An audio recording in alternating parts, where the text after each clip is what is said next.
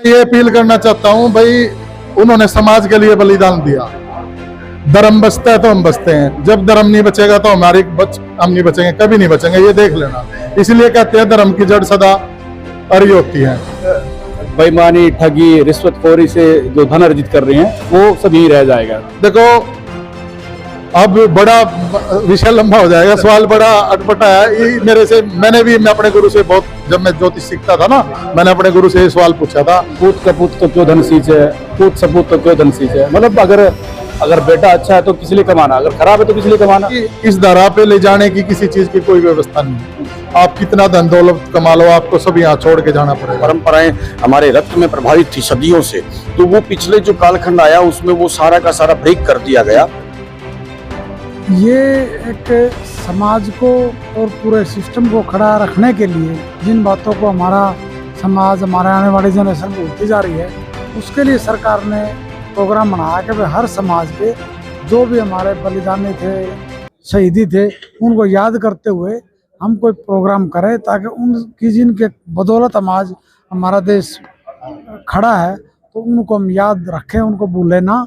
जो कि पिछले कुछ वर्षों से चल रहा था, तो उसकी याद में अभी 14 तारीख को कुशाल जी के 350वीं जयंती पर वो प्रोग्राम किया जा रहा है, और उसका न्योता दिया जा रहा है ताकि वहाँ जाएं और सभी अपने समाज और देश के बारे में लोगों को पता लगे। दादा खुशहाल सिंह दहिया के बलिदान दिवस में उनकी याद में एक प्रोग्राम रखा जा रहा है, जिसको लेकर आज पानीपत में सीएम ओएसडी निमंत्रण देने के लिए पहुंचे थे। बता दें आपको, दादा खुशहाल सिंह दहिया जिन्होंने गुरु तेग बहादुर सिंह के शीश को बचाने के लिए अपने शीश कुर्बान कर दिए, और उसको लेकर जो आयोजन होने जा रहा है उसको लेकर के आज निमंत्रण देने के लिए यहाँ पर जो मुख्यमंत्री के ओएसडी हैं वो पहुंचे हैं।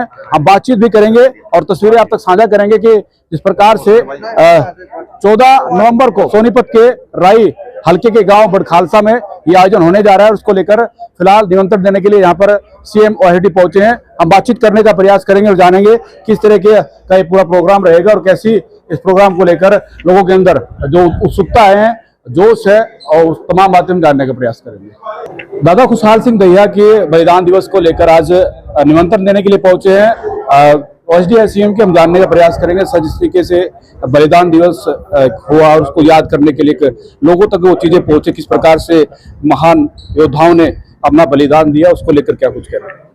देखो, बलिदान कोई एक नहीं हुआ। बलिदान इस व्यवस्था को बचाए रखने के लिए, इस धर्म, इस संस्कृति को बचाए रखने के लिए हजारों लोगों ने इसका बलिदान दिया है। सरकार का एक इनिशिएटिव देखिए कि, और सरकार की गंभीरता देखिए कि हम लोगों ने इस प्रकार के विचारों को उठाया है कि जो परंपराएं हमारे रक्त में प्रभावित थी सदियों से, तो वो पिछले जो कालखंड आया उसमें वो सारा का सारा ब्रेक कर दिया गया, और हमें उस आतताइयों का इतिहास पढ़ाए गए जिनका हमारे से कोई मतलब ही नहीं था। हमारा गौरव, हमारा शौर्य जो इस समाज को मिलना चाहिए था वो नहीं मिला। तो सरकार ने जो ये इनिशिएटिव लिया है, और पिछली हरियाणा सरकार में जब माननीय पूर्व मुख्यमंत्री जी मनोहर लाल जी द्वारा ये इनिशिएटिव लिया, आज माननीय नायब जी इसको बहुत प्रमुखता से चला रहे हैं, क्योंकि समाज के अंदर जब तक मूल्य नहीं होंगे, आप कितनी भी व्यवस्थाएं, कितना भी विकास करें, वो स्थिर नहीं रह सकता। इसलिए हम लोगों ने इस व्यवस्था को किया है, और 350वां साल गुरु तेग बहादुर जी की शहादत का मना रहे हैं। उसमें लखी शाह बंजारा का बलिदान हो, उसमें भाई जेठा का बलिदान हो, उसमें सतीदास मतीदास का बलिदान हो, और उसमें खुशहाल सिंह दहिया का बलिदान हो।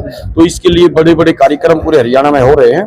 तो मैं आज 14 नवंबर को सोनीपत राई राजीव गांधी एजुकेशन सिटी में और एक बलिदान दिवस का कार्यक्रम हम लोग मना रहे हैं, जिसमें पूरे हरियाणा भर से लाखों की संख्या में लोग पहुंचेंगे। उसी के निमंत्रण के लिए मैं आज भाई अवतार जी ने यहाँ कार्यक्रम किया था। तो उस कार्यक्रम में एक तैयारी हेतु कार्यक्रम था, पूरे जिले के लोग यहाँ, प्रमुख लोग यहाँ उपस्थित थे, तो बड़ी संख्या में तैयारी हुई है, और यहाँ से एक हजारों की संख्या में लोग पानीपत से उस कार्यक्रम में उपस्थित होंगे।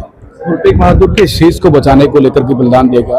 आजकल के जो बच्चे हैं वो इन चीजों को नहीं जानते, उस चीज में जाना भी नहीं चाहते हैं, तो लोगों का रहेगा रुक के उन बच्चों तक भी ये चीजें पहुंचे, किस प्रकार से महान योद्धाओं ने या फिर इस हिंदू धर्म को बचाने के लिए, तिलक और जनों को बचाने के लिए किस प्रकार से बलिदान दिए।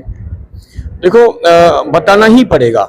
आज जैसे आप देखेंगे कि बच्चे माँ बाप को छोड़ के और अमेरिका चले गए, और माँ बाप यहाँ मर रहे हैं, तो वो कहीं ना कहीं धर्म की ही कमी के कारण से, संस्कारों की कमी के कारण से, हमने अपने बच्चों के अंदर धर्म और संस्कार का जो भाव है वो जब तक नहीं आएगा तो ये समाज उन्नति नहीं कर सकता। इसलिए सर्वांगीण उन्नति, विकास भी चाहिए, सारी चीज चाहिए, लेकिन परंपरा और संस्कार भी चाहिए।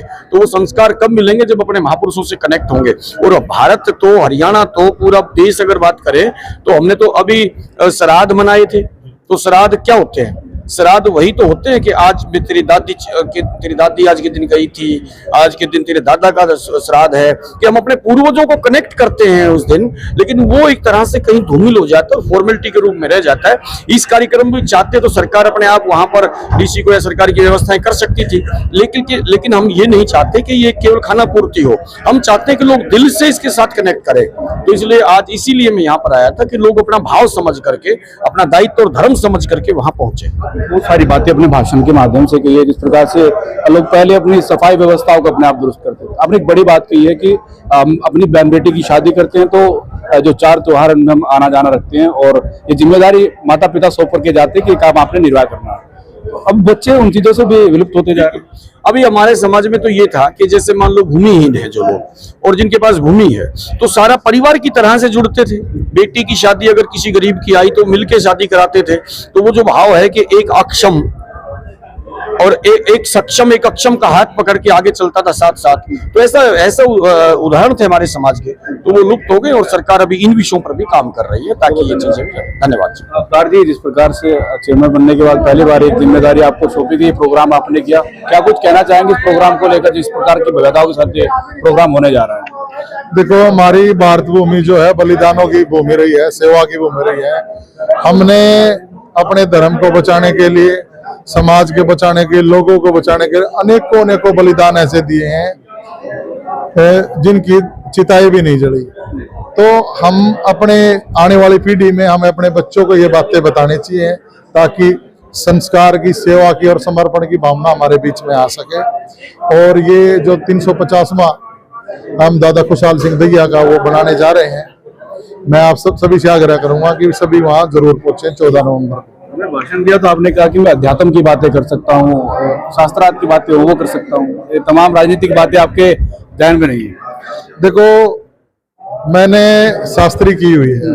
मैं अभी तो सेंट्रल संस्कृत यूनिवर्सिटी बन गई हो, तो मैं सेंट्रल संस्कृत यूनिवर्सिटी का स्टूडेंट रहा हूँ। तो मेरा आध्यात्मिक की ओर ज्यादा विचार है, क्योंकि इस धरा पे ले जाने की किसी चीज की कोई व्यवस्था नहीं है। आप कितना धन दौलत कमा लो, आपको सब यहाँ छोड़ के जाना पड़ेगा। और आप जो समाज को दे के जाओगे ना, समाज के लिए कुछ करके जाओगे ना, वो हमेशा याद रखा जाएगा। आप अपने बेटे को कितना कुछ दे लो, वो उसके पास रहेगा, वो नालायक निकले, कैसा निकले, वो कुछ कहा नहीं जा सकता। आप किसी का भविष्य का निर्माण नहीं कर सकते। कुछ चीजें हमारे हाथ में नहीं है, बहुत सारी चीजें परमेश्वर के हाथ में है। ये बात हमें आज समझ जाओ या कल समझ जाओ, इन बातों को हमें समझना चाहिएगा। और हमें लेके जाने की कोई व्यवस्था नहीं है, यहाँ सब छोड़ के जाना पड़ेगा। और जो करना है हमें समाज के लिए करना पड़ेगा। जो चीज हम समाज के लिए करेंगे वो अमर है, अमिट है, वो वहां रहेगी। ऐसा ही दादा खुशहाल सिंह दहिया ने समाज के लिए किया था, इसलिए उनको आज उनका 350वां, यानी कि उनको गए हुए 350 साल हो गए। यानी कि जो समाज को दे के जाएगा वो अमर है, वो अमिट है। चाहे आप हो या मैं हो या कोई संस्था हो या कोई व्यक्ति हो, कोई विशेष हो, कुछ हो। हमने कहा कि इस मातृलोक से कुछ ले जाने की व्यवस्था नहीं है, और ये भी कहा कि पूत कपूत तो क्यों धन सींचे, पूत सपूत तो क्यों धन सींचे। मतलब अगर बेटा अच्छा है तो किस लिए कमाना, अगर खराब है तो किस लिए कमाना, यही बात करें ना। यही बिल्कुल आपने सही बात कही। देखो, ऐसा है, हम किसी के भविष्य का निर्माण नहीं कर सकते, ये हमारी सोच है। हम सोचते रहते हैं मैं इसका ये कर दूंगा, मेरा बेटा ये। यहाँ कर्मों की व्यवस्था है। जिन लोगों को तपो सो राज, राज सो नरक, पहले हम तप करते हैं, तब करके हमें राज मिलता है, फिर राज पे आने के बाद हम कुछ गलतियां करते हैं, फिर हम दोबारा नरक के भोगी मिलते हैं। क्योंकि जब हम सत्ता में आते हैं ना, हम किसी पद पे आते हैं, हम किसी संगठन में आते हैं, हम सरकार में आते हैं, तो पद पे रहते हैं, हमारे से गलतियां होती हैं। इसलिए हमें हमेशा ये याद रखना चाहिए कि यहाँ से कफन में कभी जेब नहीं होती। इसलिए यहाँ से कोई ले जाने की, जो हमें हम महापुरुषों की जयंती क्यों बनाते हैं, ताकि हम उनको याद कर सके, उनके भाव याद कर सके, ताकि हम समझ सके भाई अड़ते तो कुछ लेके नहीं जा सकता। अड़ते जितना, और ये हकीकत में जब भी आप समाज के लिए आप भी धर्मेंद्र जी कोई छोटा भी काम करोगे ना, तो आपको अंदर से है ना फील गुड महसूस होगा, मैंने समाज के लिए ये काम किया। आप भले ही कोई पेड़ लगा दो, कोई पेड़ जब बड़ा होगा ना, आप उसकी छांव में बैठोगे तो आपको अलग आनंद की अनुभूति होगी, और आपके बच्चे भी कहेंगे मेरे पापा ने ये पेड़ लगाया। जो लोग बेईमानी, ठगी, रिश्वतखोरी से जो धन अर्जित कर रहे हैं वो सब यही रह जाएगा। देखो अब बड़ा विषय लंबा हो जाएगा, सवाल बड़ा अटपटा है। ये मेरे से मैं अपने गुरु से बहुत, जब मैं ज्योतिष सीखता था ना, मैंने अपने गुरु से ये सवाल पूछा था। तो भी जो ये रिश्वत लेते हैं, जैसे आपने, इनकी व्यवस्था क्या है? ये जो इनके पुण्य कर्म है ना, इनके पुण्य कर्म क्षीण हो जाएंगे। यश प्राप्त करने के लिए आपको दान करना पड़ेगा। आप दान के बगैर यश की प्राप्ति नहीं कर सकते। और ये आज अगर मैं अधिकारी हूं या मैं नेता हूं, आज मैं रिश्वत लेऊंगा ना, तो जो मेरा पोता होगा ना, किसी की भी देख लेना आप, जिसने रिश्वत ली है ना, आप आज जो रिश्वत ले रहा है उसके पोते के जो पहले जिसने रिश्वत ली होगी सारे रिकॉर्ड होंगे, कर्मों का फल भोगना पड़ेगा यहाँ पर। आप ये चेक करना, जिसके बच्चे आज आवारा हैं या किसी गलत संगति में पढ़ रहे हैं, उनके दादा का हिसाब किताब देख लेना, या जिसके दादा करप्ट अधिकारी रहे हैं उनके पोतों का देख लेना। तो जो मैं आज गलत करूंगा वो मुझे मेरे पोते के रूप में मिलेगा, गलत वो होगा, भोगना पड़ेगा यहीं पर, भोगना पड़ेगा।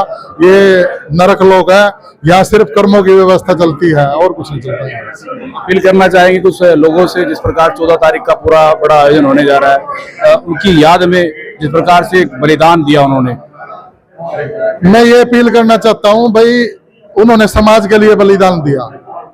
धर्म बचता है तो हम बचते हैं, जब धर्म नहीं बचेगा तो हम नहीं बचेंगे, कभी नहीं बचेंगे, ये देख लेना। इसलिए कहते हैं धर्म की जड़ सदा सत्यम शिवम क्यों बोला जाता है? सत्यम शिवम सुंदरम, क्योंकि जो सत्य है ना, उसको किसी चीज की जरूरत नहीं होती, सत्य अपने आप ही सिद्ध हो जाता है।